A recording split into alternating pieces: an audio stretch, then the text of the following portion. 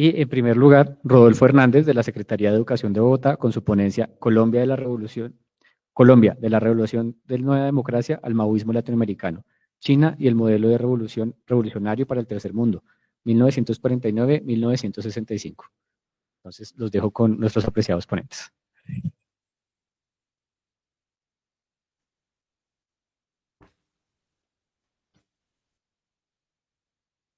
Buenas tardes. Bueno, ahorita estábamos discutiendo en la mesa anterior el concepto del tercer mundo.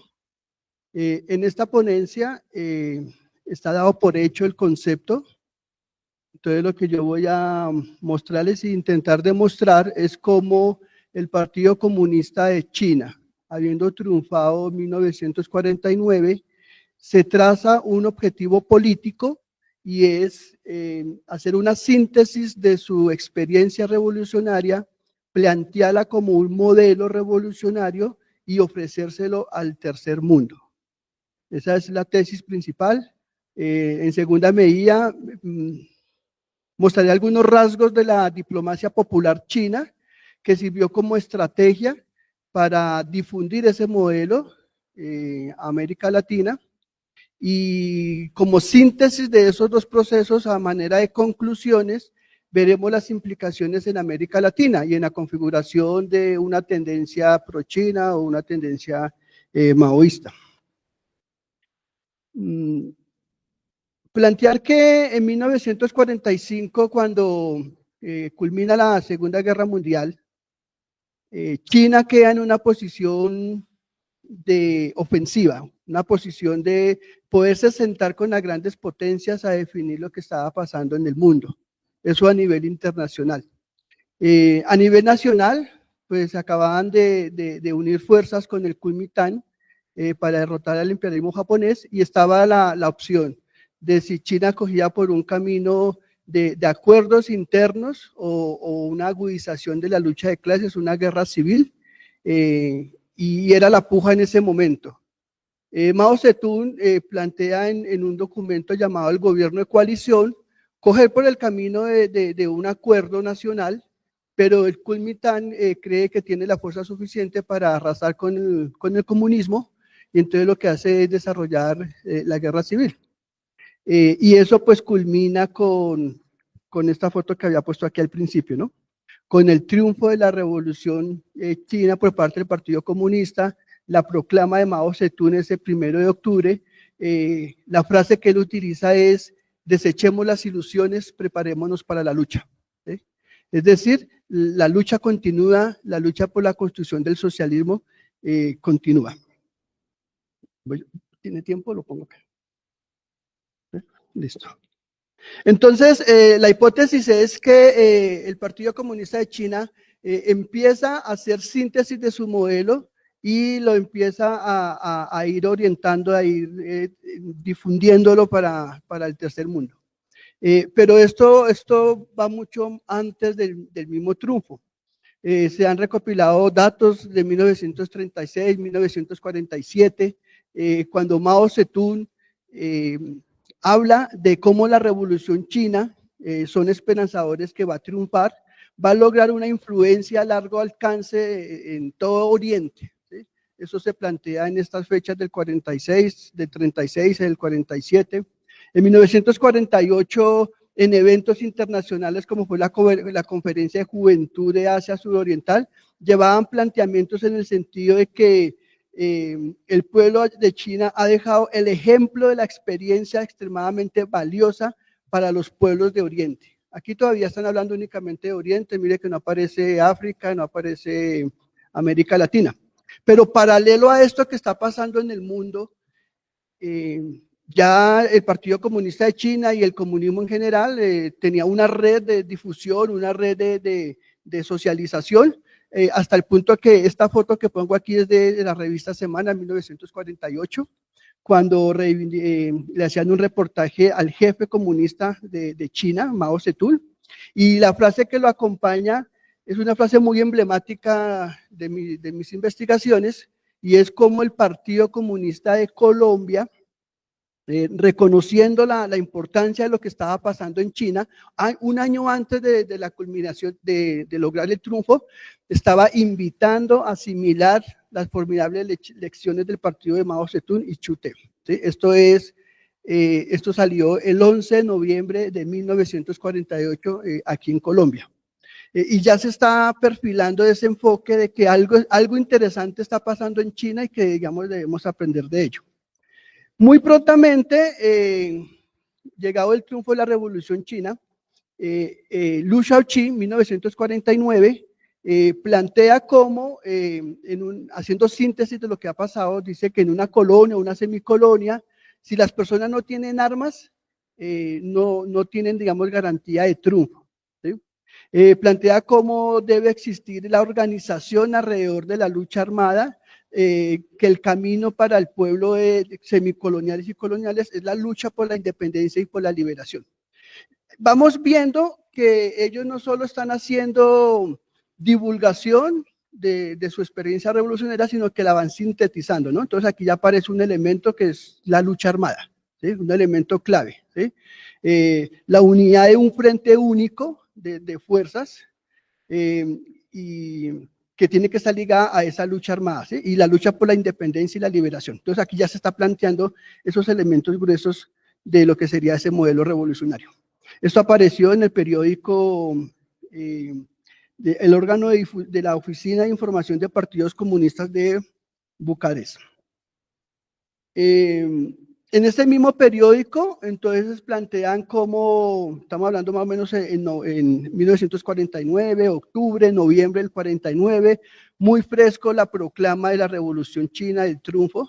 Entonces se plantea como la Revolución Democrática Popular China ha constituido una gran victoria. Esta victoria del pueblo chino tiene una importancia histórica, entonces la trascienden. Dicen que el triunfo de China tendrá repercusiones no solamente sobre el pueblo de China, sino el destino de todos los pueblos de Oriente y Occidente. Miremos aquí el detalle, ¿no? En las primeras proclamas antes del 49 hablaban del pueblo de Oriente. Aquí ya están incorporando al pueblo de Occidente. Entonces amplía la visión, ¿sí? Tanto así que aquí en Colombia, entonces justamente para noviembre del 49, en Vanguardia del Pueblo, en un artículo que intenta reivindicar ese recién triunfo de la Revolución China, la gran victoria de la Revolución Democrática del pueblo chino, Jorge Regueros Peralta, militante del Partido Comunista, ya hacía unas traducciones de estas proclamas del Partido Comunista de China, donde se proyecta, ¿no? Como modelo hacia Oriente y hacia Occidente. Esto tiene un hilo cronológico. Ustedes van a ver en las diapositivas las fechas, ¿no? Ahí he intentado colocar las fechas en rojo para que vayamos viendo que es un proceso progresivo. No fue una cosa, digamos, espontánea de un solo momento, sino es progresivo.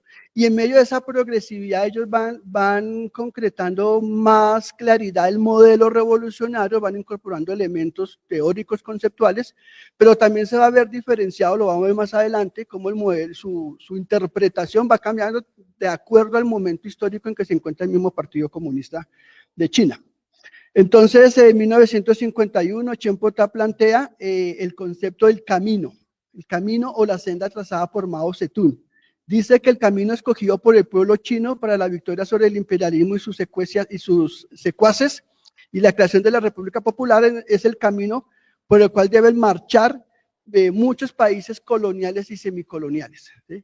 Y esto es muy importante de estas categorías de colonial y semicolonial porque en el contexto histórico, pues muchos partidos comunistas venían haciendo el análisis de la situación nacional, caracterización de su sociedad, y ellos mismos se autodefinían por países coloniales y semicoloniales, ¿sí?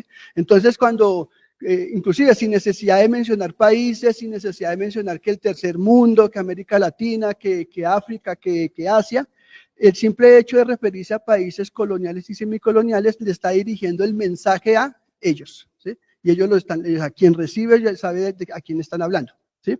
Ese camino es el camino del camarada Mao Zedong.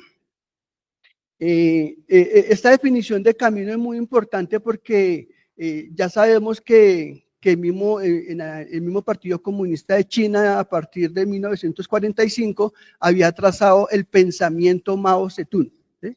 Entonces, hablar de pensamiento Mao Zedong y hablar del camino de Mao Zedong, estamos hablando de unos sinónimos, y estamos hablando de esta propuesta que quizás en otro debate se tendría que desarrollar, es de la chinización del marxismo, ¿no?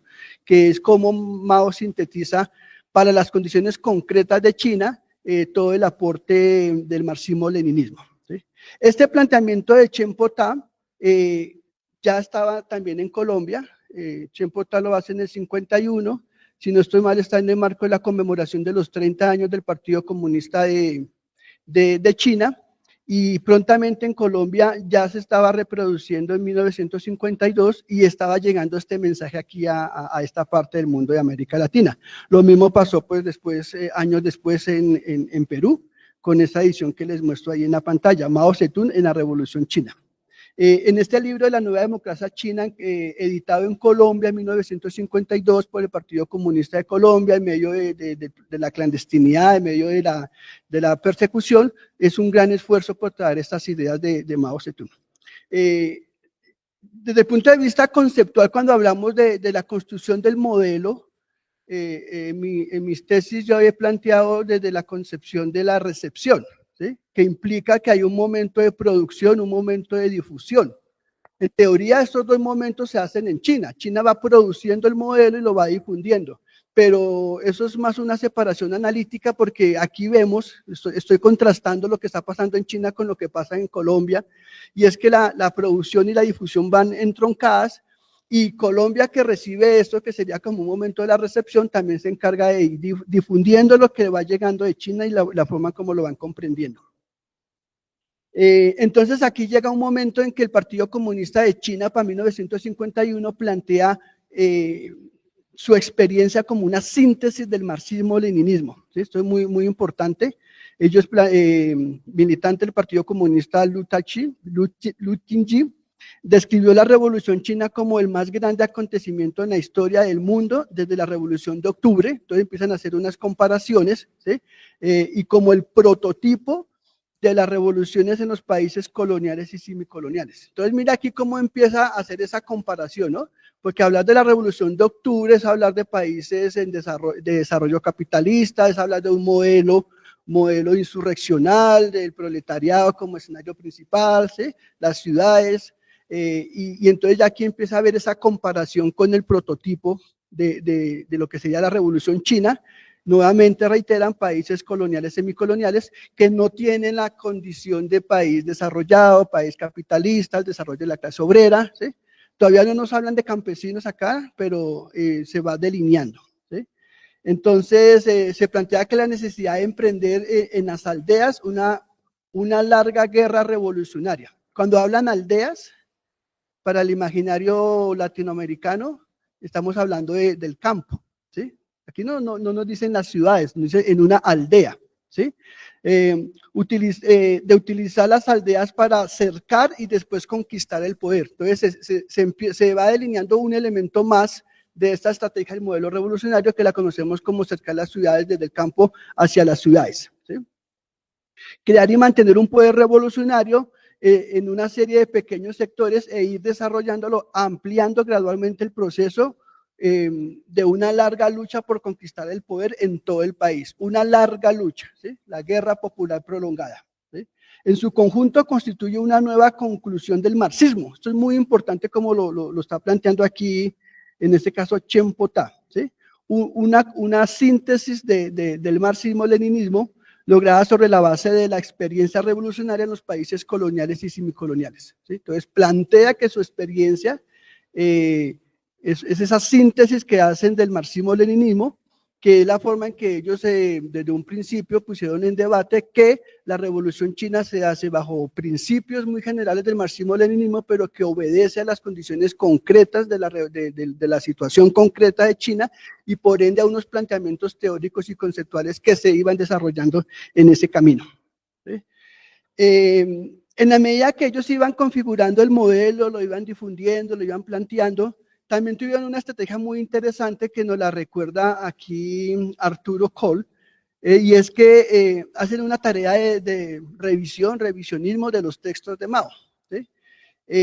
Aquí pone un ejemplo muy interesante, y es que cuando se quiere hacer una nueva edición de un clásico de Mao Zedong, que es ¿Por qué puede existir el poder político en China, el poder rojo en China, en 1928, le hacen unos ajustes a la vuelta del año 1951, donde sale publicado nuevamente, para precisar que esa experiencia sí podría ser más generalizada. Entonces hay una nota que dice: así precisamente como lo ha hecho el pueblo chino, todos o por lo menos algunos de los pueblos coloniales de Oriente pueden sostener zonas de base grandes o pequeñas. Este punto de Oriente es parte de esa nota que no estaba en el texto original de Mao Zedong, ¿sí? Entonces hay una revisión para poder poner más en contexto del tiempo presente la experiencia. Y de igual manera también no solo, digamos, colocan notas aclaratorias, sino también inclusive suprimen elementos que en su momento pues eran parte de la línea, pero que ellos consideran que para la fecha de esto, que es alrededor de 1950, no les interesaba poner como mucho acento. Un poco es el debate de ajustar el modelo revolucionario a los cánones del marxismo-leninismo, ¿sí? Sobre todo en este debate de la clase obrera y del proletariado, ¿sí? Entonces aquí omitieron, en esa reedición omitieron un pedacito, decía el texto: para la ejecución de la revolución, los esfuerzos de los habitantes de las ciudades y de los militantes solo intervendrán en 3 décimas, mientras que las restantes 7 décimas se encargarían de los campesinos en la revolución en el campo, ¿sí? Aquí el debate está en el papel que le otorgaban los campesinos, ¿sí? El papel predominante, pero omiten esto para también ajustar un poco este modelo al canon del marxismo-leninismo y hablar pues del papel que debe cumplir la clase obrera, ¿sí? Y entonces empiezan a recusar la estrategia de la Unión Soviética, ¿sí? Ya más adelante, en 1959, 1960, ya hay una estrategia donde quiere haber una confrontación con el modelo. Mire que para 1959 ya había pasado el 20º Congreso de la Unión Soviética, ¿sí? Ya estaba más en boga el debate interno, son los preámbulos del conflicto chino-soviético que más adelante se iba a desbordar. Entonces ellos plantean que en Asia, África, América Latina, que solía ser la parte trasera imperialista, ahora ha llegado a la vanguardia en la lucha contra la agresión y el colonialismo, ¿sí? Estamos listos para dar apoyo y asistencia en toda la extensión de nuestras capacidades a los movimientos de Asia, África, América Latina. Entonces aquí ya hay una confrontación de decir, no solo está la Unión Soviética que puede darle apoyo a estos movimientos, sino que también ahora estamos nosotros, ¿sí? Que también podemos darle apoyo a estos, y es digamos, una clara confrontación con la teoría y la experiencia de la Revolución Soviética, ¿sí? A 1959 para China fue un momento muy importante, es la conmemoración de los primeros 10 años de la revolución. Y entonces el escenario que se abrió de eventos, de movilización, de visitas a China, permitió ir siguiendo desarrollando, digamos, este modelo, ¿sí? Decía en su momento Liu Shaoqi, esto es en una reunión donde se congregaron militantes comunistas de América Latina allá en China, que si se quiere alcanzar la victoria de la revolución, tiene que cumplir tres condiciones, ¿sí? La hegemonía del proletariado, entonces pone todo el debate de la clase obrera, el apoyo a los campesinos, sobre todo los campesinos pobres y obreros y braceros, ¿sí? Y el dominio sobre el ejército revolucionario, ¿sí?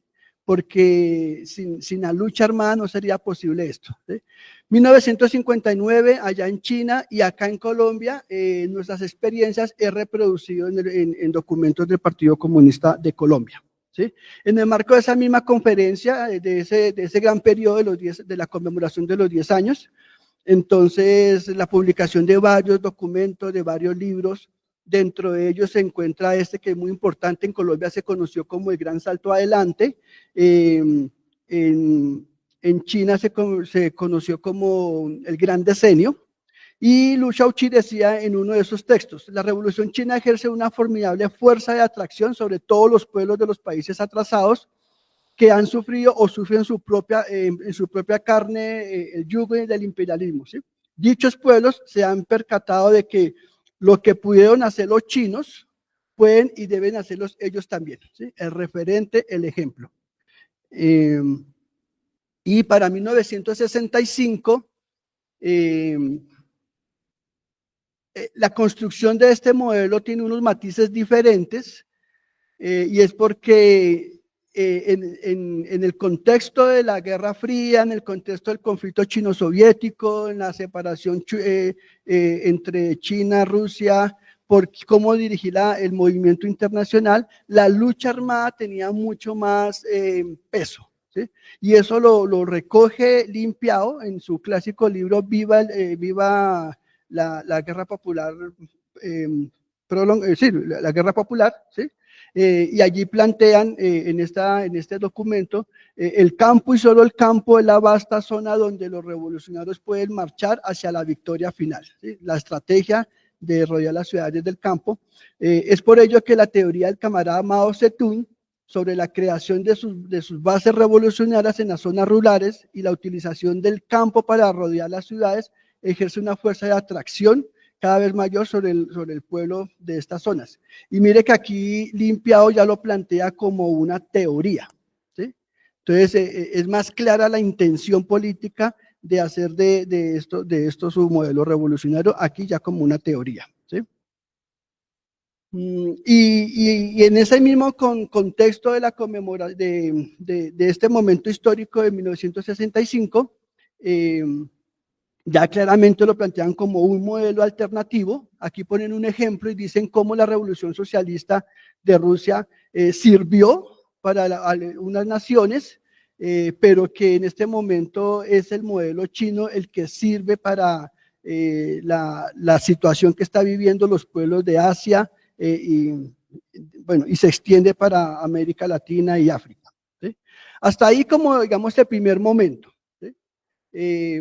De cómo el Partido Comunista de China hace de su experiencia un modelo revolucionario, lo va sistematizando, lo va sintetizando y lo va planteando como teoría.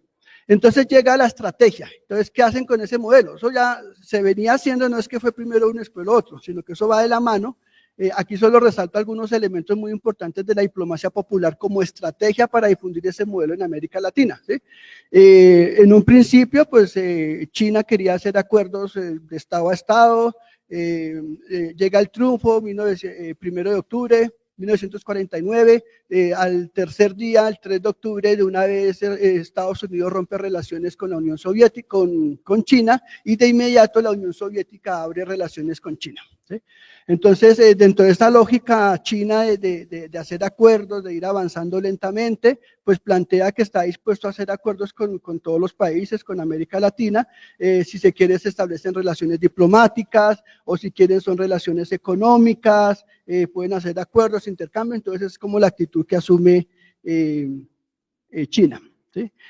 Hasta tal punto que los estudios han calculado que, por un lado, China tenía una política paralela, o sea, tenía la diplomacia popular, la diplomacia cultural, y si habían relaciones oficiales, pues tenía la diplomacia, digamos, oficial, ¿sí? Y en medio de esas dos vías de desarrollo de la diplomacia, se calcula 1.400 visitantes de América Latina a China para la década del 50, se calcula entre 900 y 1.000 para el año del 59 al 60, se calcula que solo para la conmemoración de los 10 años de la revolución fueron invitados 402 delegados de América Latina, ¿sí?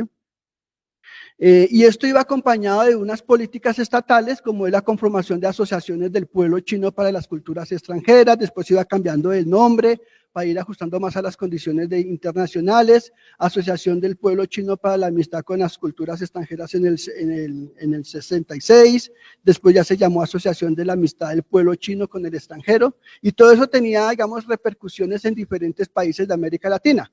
Por ejemplo, en Colombia, y esta es la foto que les presento acá, en Colombia en 1959 se había constituido la Asociación de Amigos de China, ¿sí? Una asociación que es muy interesante de estudiarla, porque no es una asociación, digámoslo, netamente pro-chino, pro-comunista, pro-maoísta, no, es una asociación acá en Colombia, muy policlasista, con muchos intereses políticos, económicos, ¿sí?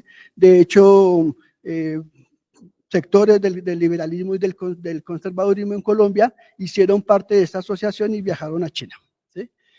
Para China fue muy importante la propaganda para América Latina, tanto así que cuando en 1963 se empieza a reproducir Pekín Informa en el español y en América Latina, esto sirve como plataforma para difundir el modelo y para ver toda la recepción que trae este modelo, ¿sí? Ya China había empezado a publicar en español en el 54 y ya circulaban revistas como China, Ciencia China, Mujer China, China Ilustra, China Reconstruye, las obras de Mao Zedong, y bueno, culmina en el 63 con Pekín Informa, ¿sí? Para América Latina, nos decía ahorita la conferencia anterior, el año 60 fue muy importante para América Latina y China, porque gracias al triunfo de la Revolución Cubana en el 59, se constituye por primera vez un país latinoamericano que reconoce oficialmente a China, que es Cuba, y entonces Cuba se convierte en ese puente de China, Cuba, América Latina, ¿sí? Allí se constituye la Asociación de Amistad de China, también en Cuba, y Cuba sirvió como punta de lanza para las diferentes agencias de prensa Xinhuan, que en Colombia hubo una de ellas a cargo de Romero Buco, ¿sí? Esta foto que les presento acá, esta foto es muy importante, digamos, en la historia del comunismo en Colombia. Es una foto tomada en 1959, es reflejo de las relaciones de Colombia con China. Está Mao Zedong, ahí todos lo conocen en el centro. A un ladito con gafas, Joaquín Moreno, el Partido Comunista, y al otro ladito, con el cabello un poco despejado, Francisco Viera, ¿sí? Dirigente del Partido Comunista de Colombia. Listo, entonces, estas son las estrategias. ¿Cómo estoy de tiempo? Bueno, entonces miremos 7 puntos que yo recojo como parte de síntesis, son como preconclusiones de los efectos, ¿no? Es como esa relación entre aquí está el modelo, aquí está la diplomacia, entonces cuando intersecta, ¿eso qué efectos tiene en América Latina? ¿Sí? Entonces, pues primero decir que se va constituyendo una base ideológica y política proclive a China, ¿sí? Tanto así que el documento de proposiciones acerca de la línea general del movimiento comunista internacional sirvió de fundamento para esa línea política ideológica. Este documento, pues los pongo en contexto, pues es el documento que construye el Partido Comunista de China en réplica con la agudización del conflicto chino-soviético. Entonces ahí se cruzaron documentos, creo que es el de los 25 puntos, ¿cierto? Se conoce como el documento de los 25 puntos, que sirvió de base para todos los partidos después más adelante pro-chinos y maoístas. China impulsa debates y cursos de formación con comunistas latinoamericanos, ¿sí? Entonces, era clara la intención de promover que militancia fuera a China, se registra militancia del Perú, Colombia, Chile, desde los años 50. Tanto así que diferentes testimonios están allí en la base empírica. José Satamoro de Sotomayor del Perú, Álvaro Delgado, Joaquín Moreno de Colombia, ¿sí? Y muchos otros plantearon, eran, bueno, cuadros de los partidos comunistas que iban justamente a China para seguir ese proceso de formación, ¿sí? Estos relatos comentan que en este proceso de formación, de educación política, ideológica alrededor del modelo revolucionario, había un debate, una tensión de, bueno, ¿cómo aprendemos del modelo, pero cómo no copiamos del modelo? ¿Sí? Cómo es muy importante que cada partido comunista en sus diferentes lugares puedan hacer una lectura creadora del modelo y aplicarlo a la condición concreta. Yo tengo la hipótesis de que los partidos comunistas en América Latina pensaban con su propia cabeza, ¿sí? Pese a que uno encuentra muchos testimonios, y lo decía, por ejemplo, Sotomayor, que esas recomendaciones de no copiar o no aplicar mecánicamente el modelo terminaban como que entró por aquí y salió por allá, porque todos volvían a América Latina y después de meses de educación política y ideológica en China, pues lo que hacían era ir a calcar el modelo, ¿sí? De hecho, la investigadora Marisela en México, ella plantea que uno de los grandes fracasos en América Latina era que los comunistas nunca, no leían su realidad, no leían bien a Mao, ¿sí? No conocían profundamente ni la teoría de Mao ni los contextos de sus países, y que eso fue el fracaso del maoísmo en América Latina, años 50, 60. Yo me distancio un poco en eso y creo que falta más base empírica y demostrar cómo cada partido hacía sus propias lecturas, ¿sí? Si bien aprendían de China, no era una copia mecánica. Y creo que un ejemplo muy significativo es lo que pasó en Colombia, porque en medio de todo este debate, pues aquí no lo profundizo, pero se conoce que el Partido Comunista de Colombia lanza la tesis de la combinación de todas las formas de lucha. Y ese planteamiento no es un planteamiento meramente, digamos, pro-chino, ni tampoco meramente pro-soviético, entonces corresponde más a una realidad concreta, aunque todo eso generó muchos debates y fue el devenir de la división entre el Partido Comunista de Colombia y su fracción marxista-leninista maoísta, que salió después del 65. Pero bueno, el punto es que había ese interés por reivindicar, por aprender, pero no copiar mecánicamente, ¿sí? Y eso era pues una tensión que estaba ahí permanente. En ese mismo proceso, varios partidos entonces se empiezan a diferenciar, se empiezan a separar, inclusive algunos por recomendación, por acompañamiento muy explícito de Mao Zedong, como pasó con el grupo Espartaco en Chile. Las giras que hacían esta militancia alrededor de las experiencias chinas, pues le permitía comprender de mejor manera lo que estaba pasando allí. Gilberto Viera recuerda cómo él recibió consejos de grandes dirigentes.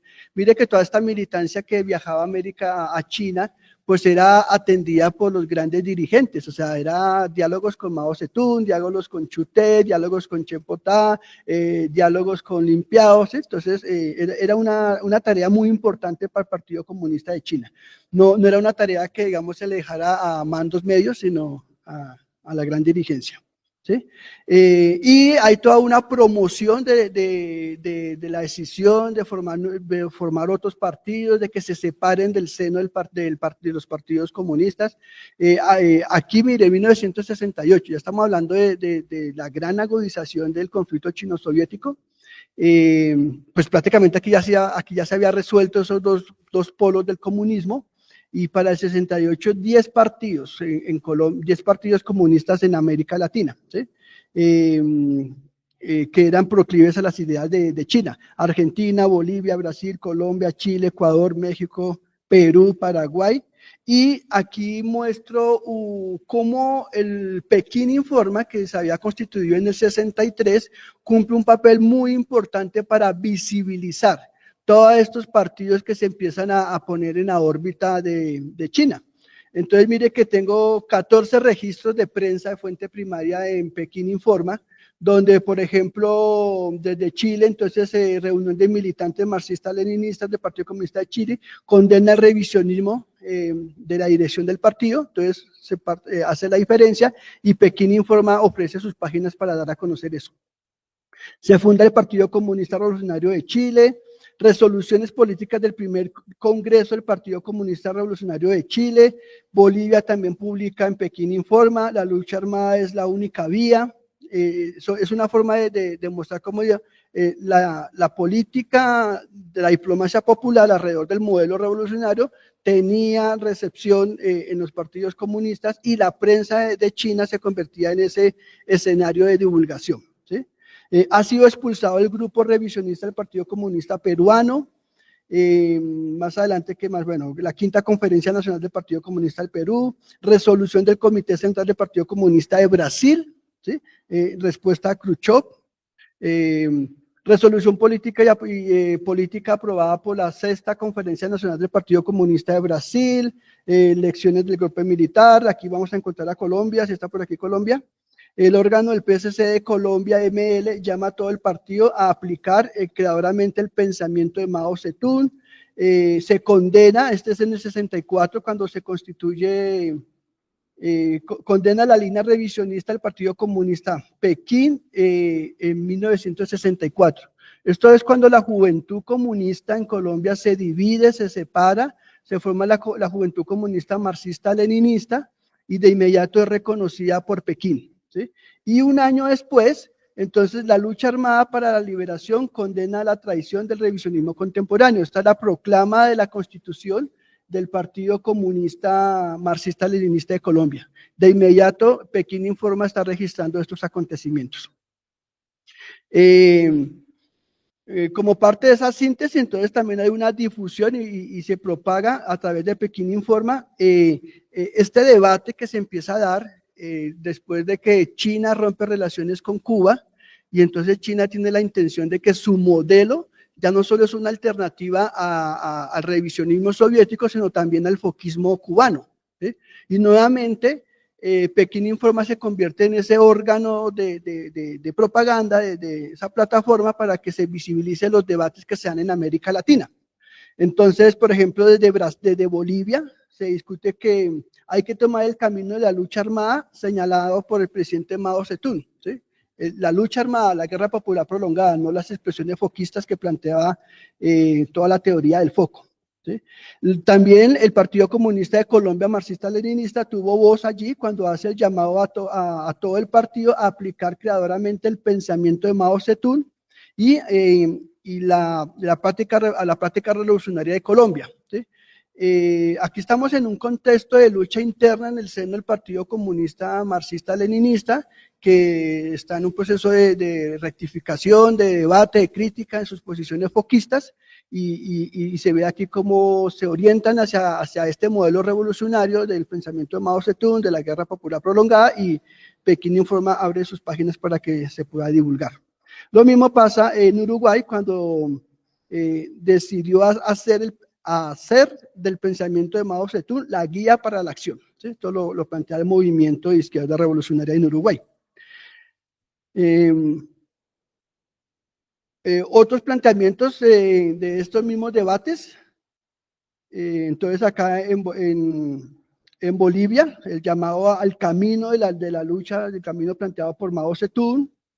En Colombia, aplicar creadoramente, bueno, ya estamos repitiendo la diapositiva. Listo. Para ir terminando, entonces viene la intención que tiene el Partido Comunista de China de poder constituir un movimiento maoísta internacional. Creo que esto hay que debatir un poco más, falta más debate de este punto, o sea, más debate, digo, historiográfico, indagar más sobre esto. Pero desde 1963 Pekín mostró su interés por articular el movimiento maoísta paralelo, claramente paralelo al comunismo internacional, liderado por Moscú, y pues orienta a aplicar y orienta a que se promueva una ruptura en todos los partidos prosoviéticos. ¿Sí? Terminamos con estas dos ideas. Por un lado, China plantea un apoyo explícito a varios procesos revolucionarios en América Latina. ¿Sí? Es claro que a China le interesaba promover elementos de su modelo, inclusive no era necesario que fueran partidos eminentemente pro-chinos, maoístas, y el ejemplo lo vemos en Colombia, porque así como las páginas de Pekín Informa se abrieron para el partido marxista-leninista, también se abrieron para el ELN acá en Colombia y el Frente Unido de Camilo Torres. ¿Sí? Lo que a China le interesaba era tener aliados de diferentes tintes políticos, pero que tuvieran unidad con elementos del modelo. ¿Sí? Y en todo este contexto, por ejemplo, Mao Zedong intervino directamente en 1965 en los sucesos que estaba pasando en República Dominicana. ¿Sí? Y entonces la segunda idea y la final es la siguiente, ¿sí? A manera de conclusión, ¿sí? La hipótesis que yo trabajé durante esta charla es que desde el triunfo de la Revolución China en 1949, el Partido Comunista logró materializó la clara intención política de hacer de su experiencia revolucionaria un modelo, ¿sí? Para el tercer mundo, que utilizó la diplomacia popular como estrategia para poderlo difundir y expresarlo, y que eso se expresó en el apoyo a los partidos comunistas y no comunistas que querían luchar por la liberación nacional, pero principalmente a aquellos que lo hacían bajo las banderas de Mao Zedong. Muchas gracias.